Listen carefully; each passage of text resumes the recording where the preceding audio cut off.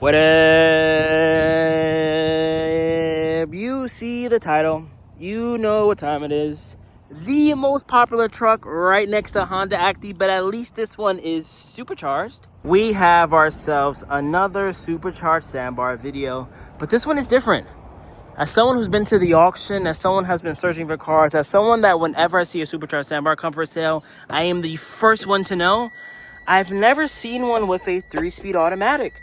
So that's the reason for this video. I feel like this is something rare. Usually whenever we see the cluster, it has a supercharge right there. If it's a TT2, then it actually has nowhere where it's a supercharge, but it says it on the body.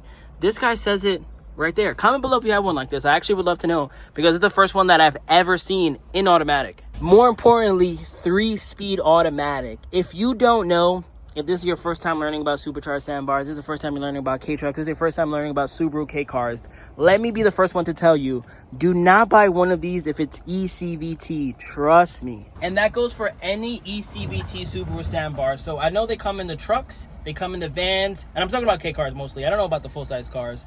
I couldn't say too much about those. But in my experience, someone who's been doing this for 6 years, who's seen countless posts of people saying, hey, I bought a Subaru Sambar, it's ECVT, I wanted a classic front end, it doesn't work. People who reach out to me, hey Nick, do you have any ideas for the powder clutch? It's actually several cars. It isn't even just Kei's now that I think about it. It's the Subaru Domingo. Do not buy one that's ECVT. It's a Subaru Vivio, the one that comes with the super cool T-top, comes with watermelon seats. Those are so fun. But unfortunately, you can only get it 5-speed and not supercharged, or you get an ECVT and supercharged. So there's no fun in that. And then when it comes with this generation truck and van, most of the automatics are all CVT. I believe in 1998 is when they got the 3-speed transmission. But the easiest way to tell, let's say you're looking at auction photos, you're not buying a car for me because I would never sell you an ECVT. But let's say you're looking at auction photos, let's say you're just looking at listing in America. The easiest way to tell was that right here, it would say ECVT. That's number one. And then secondly, it would have park, reverse, neutral, drive, and S.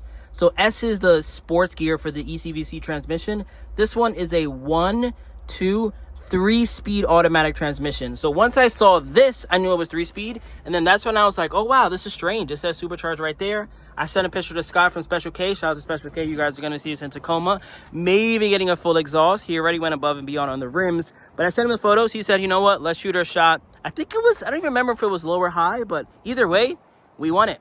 And now with the brand new heart-shaped rims installed, brand new Goodyear tires, it's only right that we drive it. It's only right that we make a full video on this because I'm curious myself. What is it like driving a 3-speed Subaru Sambar? Usually when these come up, if I'm being honest, I'm so traumatized by the CVT that I'm like, is it even worth it? Like, should I even give this a chance? But I'm pretty sure this transmission is probably the same one that they got in the newer generations because the new Subaru Sambars are also automatic, not CVT anymore. So the 1999 and plus, the TT2s are now officially automatic, but again, it's still 3-speed, which is weird because every other manufacturer does 4. Daihatsu does 4, Suzuki does 4, but Subaru, for some odd reason, again, did only 3-speed, which makes it not that good on the highway, if I'm being honest. These 3-speed transmission cars just struggle when it comes to that top end speed. My tries automatic, and I'm not an automatic hater in the slightest, but I love that mine has that extra gear. You could say it's the overdrive because I'm able to cruise around that like 60 to 70 to 75 miles per hour, especially this being supercharged. It's going to have no issue getting there. I just think you're going to be a lot higher on the RPMs, unfortunately. Before we start driving it, let me just do a 360. Let me show you guys the engine bay. So this one was an auction grade 4. Paint match bumpers. It came on Steelies, obviously, but now we have some nice wheels. Bed is very clean. Love the battery cover. No dents. It just has one imperfection that's unfortunate, and it was not mentioned on the auction sheet, which is even more annoying. But it's this right here. It's going to someone who knows what they're doing, so I'm sure he'll maybe like sand it down, get that all painted. Outside of that, just 25-year-old surface rust, little scratches there, scratch on the bumper. Well, I guess you can call it a real grade 4. I think that should have been mentioned. It was a C1. Interior is very clean. Plastic. Dash. This radio is not the prettiest. It also has these. which I think is very sought after in the Subaru community. I'm never cool enough to actually own a Supercharged Sandbar, but I always see OK Garage sell this, like, I don't even know what mascot this is. Now let's check out the engine bay. I know this cover won't be here for long, so if anybody's looking for one for sale in the Washington area, hit up Special K's. Typical Clover 4 leaky valve cover. That's every single one. This I see is disconnected. If someone could let me know what it is. I tried to reconnect it, but unfortunately looks like it's seen better days. Anyone know what that does? Dry underneath, which is what's most important.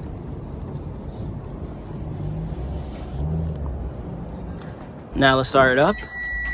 This one has power steering. Fires right up. Turn the lights on.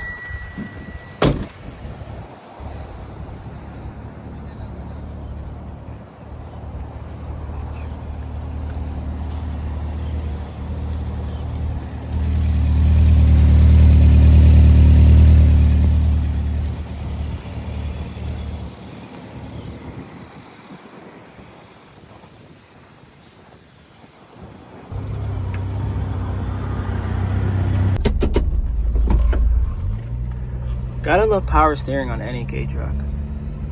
Such a big difference. Here's just normal driving. So quiet in here too. I do have to say, the rear engine is pretty sick. You know what, like it's cool. I know that's like the one thing that people love to talk about with the Sandbars, along with the fact that it's extremely roomy in here. But it being so quiet, someone that daily drives in a tri where the engine is out of the seat, it is nice to feel like I'm driving a normal car with a hood. Handle's nice. No rubbing with the new wheels. Steering is nice and direct. Here's a 30-kilometer-an-hour roll.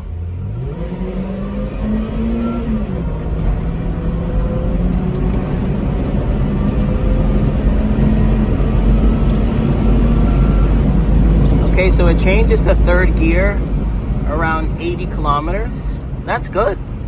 That's a very long second gear. Here's a 0 kilometer-an-hour pull. First gear about 40, that's high. Second gear around 80. Yeah, I mean, there's no highway here for me to get all the way to like 110, 120. But if I'm being honest, I think it could do it. Yeah, the steering is so good on these, man. I also don't feel like, how do I describe this? I feel like I'm driving, like this is fun. This is a lot of fun. I gotta find more of these. Like the ECVTs, 0% chance. I would never buy one even if it's for free. But this is fun.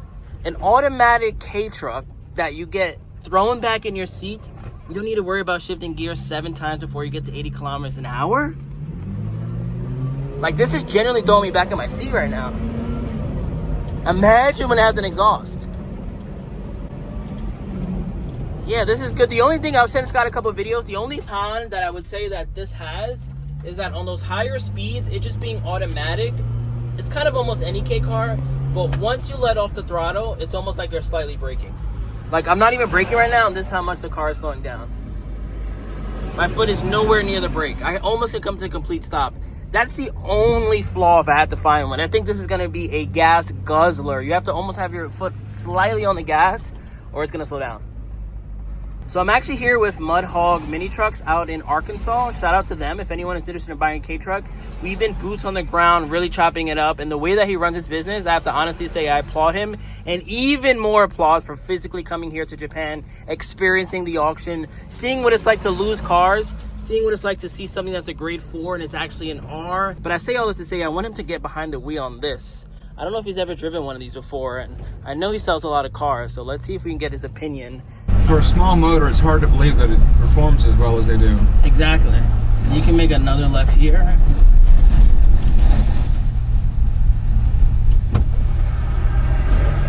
I was saying a little in my video, like, how are you ranking your Japan experience? How am I rating it? Yeah. Oh, I really applaud people. Like I was saying it on camera already, but I really applaud people who are willing to come to Japan and see what it's like to lose cars. You can pick it right here. Sorry.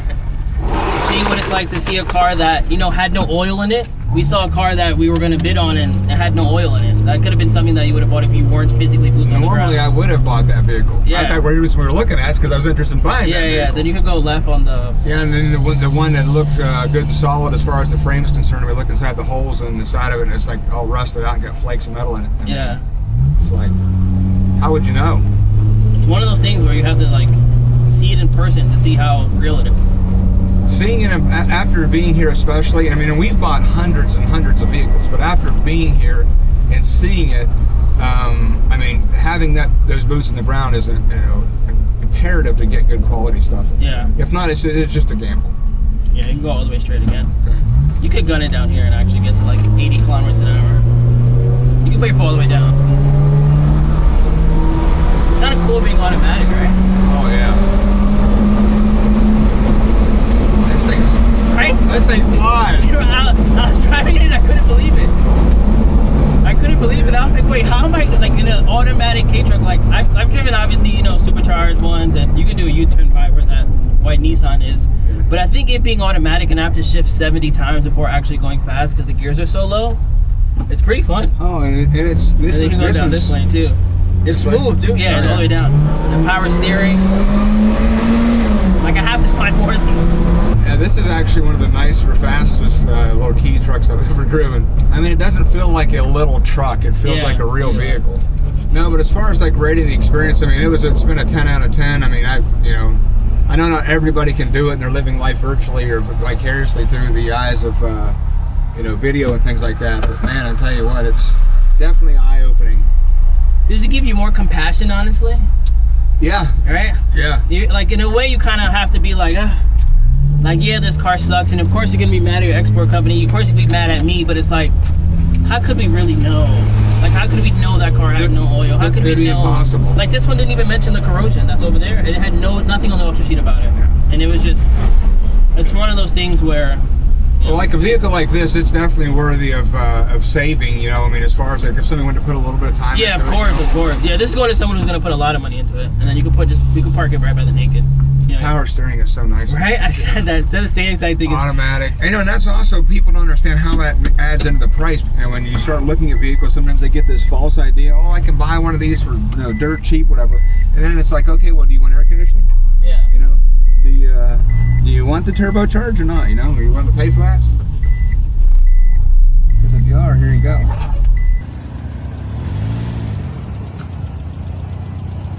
Now next, before we end this video, this was a Mini that I picked up for the homie out in LA. Love the color. I'm gonna assume it's factory. The inside's that way. Same with the door. It's a really nice orange. Has a cool gas cap. Poop chute exhaust. We love that. Just like mine, it has nothing back here. It actually has a spare though, but it doesn't have the carpet or nothing back there. It has the battery cover. I want all my Mini experts watching though to let me know what this is about. So I pulled this off and it has, I'll show you guys on the screen right now, or maybe you can read it, but it says Mini Sport on there and it has red ones all over. If I zoom in. Has the HKS filter. I actually bought this one for mine back home. I haven't installed it yet, but we're gonna drive it. Figure while I'm at the yard. I've kind of made videos on everything else, so I wanted to see what this one was about. I really like this interior. I think it goes good with the orange. Subtle Mini Cooper in there. It's got some wood grain. It's got the speakers. Same with the back, so this thing definitely bumps. Let's see, does the shifter feel nice? Yeah, that's smooth.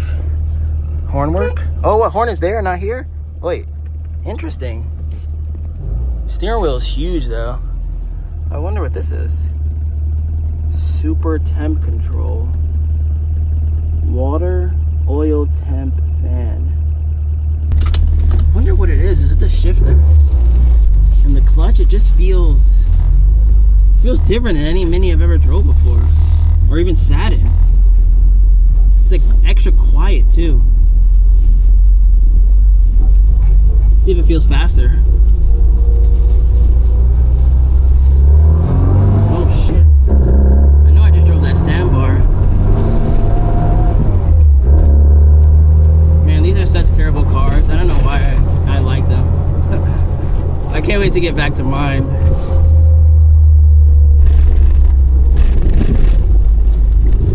Oh my god, that handling. I need 2 hands for this. There's no phone recording when you're driving the Mini. You gotta fully embrace it. 60 kilometers an hour. I like the sound. Yeah, I like that sound. Oh, the SRS light is on. Someone let me know what that is. I'm actually not too sure. So you know what we're gonna do? Let's just do a U-turn. I don't know what SRS means. I'm gonna Google it, but I shouldn't be driving this if it has any warning light on. SRS, what could that be? It's this light right here. I wonder if it has to do with like brakes or something. Drives great though.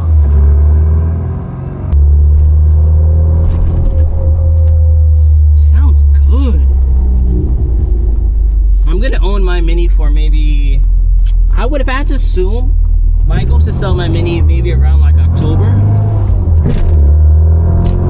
God, having a normal transmission, going into gear smoothly.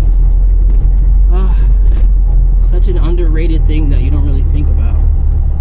When I drive my Mini, I'm like shifting gears like this. Like I have to slide it in, have to lube it up, I have to spit on my shifter before I freaking go into second gear. And this one is, I'm cruising right now. Definitely one of the best Minis that I've ever drove, even if it was only for a couple minutes. Now before we end this video, let's talk about the giveaway. As you see on the screen right now, those are the winners who got the free slots. I mentioned it in a community post. Shout out to everybody who commented a number. We are currently down to this many slots at the time of me posting this video. I'm still here in Japan for a couple more weeks. Live drawing, if I had to assume, in maybe about 2, maybe a week and a half. Let's see if this video motivates some people to grab a slot. Currently at the yard, just looking at some of the options. What is someone gonna take? Is it gonna be the Vivio? Is it gonna be the Ka? Is it gonna be something that we find on the stock list? I'm looking at the cars right now. Is it gonna be your own RX-7, maybe Jimny, Wagonar, this ERA Turbo we have to drive at some point? It's officially fixed. According to them, 100% fixed. So maybe we'll drive to the next one. Maybe we'll compare what a turbo one feels like to a normal 1.3 liter Mini. But yeah, thank you guys for watching. Shout out to everybody who's bought a car at Wait for the Fame Garage. You can definitely see my presence here by some of the new wheels, some of the new tri-spokes. Lastly, we're gonna make a full video on this. We're actually gonna drive it now that it's here. It gets even crazier. Stay tuned. I got the lights to go up. I got the generator to work. This is one of the craziest cars I've ever bought in my life. But we're gonna end here. Thank you guys for watching. Catch you on the next one. Peace. Remember the name. This is Way Before the Fame.